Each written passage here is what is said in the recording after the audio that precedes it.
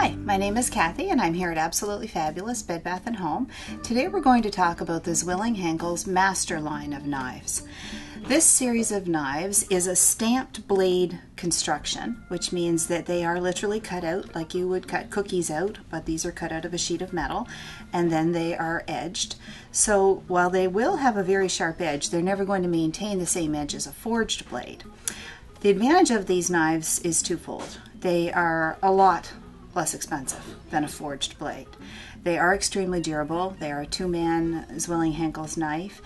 They are dishwasher safe. With that yellow neoprene handle, you can see them in the sink if you're washing by hand, but they also will go in the dishwasher and you won't have the blade separating from the knife.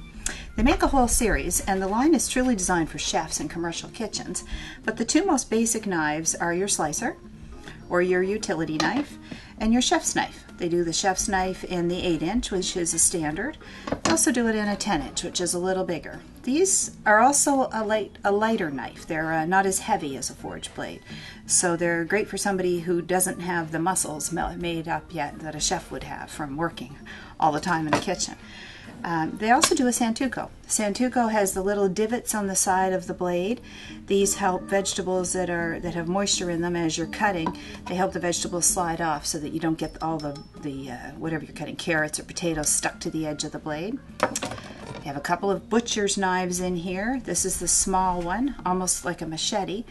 We actually have a number of farmers in the valley who buy this knife and use it in cutting squash off the plants, because it has that rounded blade. It goes down, cuts very easily, and what they really like about it is the yellow handle, because for safety reasons they'll sometimes drop that knife into the ground so that they don't stand on it or cut themselves or stick it into somebody, but then they can find it again because that yellow handle's sticking out. Part of the Butcher series is also the filleting knives, and we have a boning knife and a filleting knife, and you'll see that one is a very firm blade and the other is a very flexible blade. This is important if you're going along and you want to get really close to the bone of something like a fish. You're filleting a fish, or anytime you want to get really close but you want to have a little flexibility in your knife. The slicer. This is an excellent knife for doing a roast or doing a turkey or a chicken. It's got this. You don't need the point on the edge of that because you're not cutting down into it. You're cutting off a whole roast. If you could picture, I've got a ham here and I'm cutting down. Also, it's a little thinner and it is extremely sharp. You have a pastry knife.